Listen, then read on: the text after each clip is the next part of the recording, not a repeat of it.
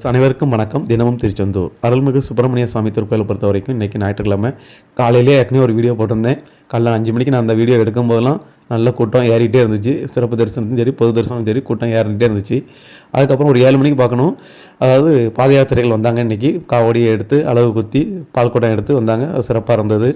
அதுபோக இன்றைக்கி சிறப்பு தரிசனம் ஒரு 11:30 மணிக்கு நான் வீடியோ எடுக்கும் போதெல்லாம் சரியான கூட்டம், ஃபுல் ட்ரெஸ்ஸு. அதாவது எப்போவுமே யானை கட்டி போடுற இடத்துலேருந்து சிறப்பு தரிசனம் ஆரம்பிக்கும். அதுலேருந்து ஆரம்பித்து 2 லைன் சுற்றி இங்கே நம்ம தங்கத்தேர் வரைக்கும் அந்த லைன் இருந்துச்சு. அதேமாதிரி பொது தரிசனமும் இன்றைக்கி ஃபுல் ட்ரெஸ்ஸு, அதாவது பொது தரிசனமும் ஆரம்பிக்கிற இடத்துல இருந்து ஃபுல்லாக இருந்தது, ஃபுல் ட்ரெஸ்ஸாக இருந்தது. இன்றைக்கி தரிசனம் பார்க்க குறைஞ்சபட்சம் பொது தரிசனமும் சரி, சிறப்பு தரிசனமும் சரி 4 மணி நேரம் அழகாக தாராளமாக ஆகும். அந்த அளவுக்கு இருக்கும்.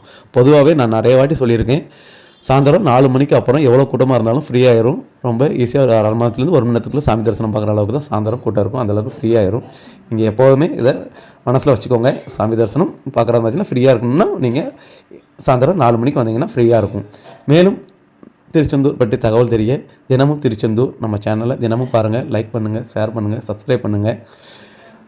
உங்கள் கோயில் வளாக புகைப்பட கலைஞர் எல். ஜான் சிங்கராயன்.